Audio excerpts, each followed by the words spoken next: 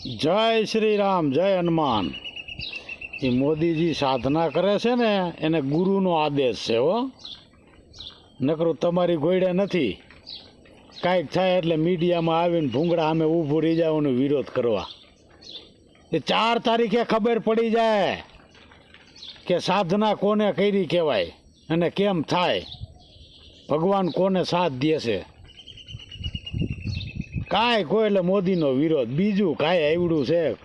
કોક દી ક્યાંક ધૂન કીર્તનમાં તો જાઓ, ક્યાંક ભગવાનની આરતી થતી મંદિરે તો જાઓ. કાંઈક ચાલે અડધી રાતે આવી જાય મીડિયા અમે ઊભા રહી જાય, ડાયરેક્ટ ચડાઈ કરવા માંડે, ઓલો આમ છે ને ઓલો આમ છે ને. રામ રામ કરો, જય શ્રી રામ કરો. અયોધ્યા બનાવ્યું હતું ત્યાં વિરોધ કરતા હતા.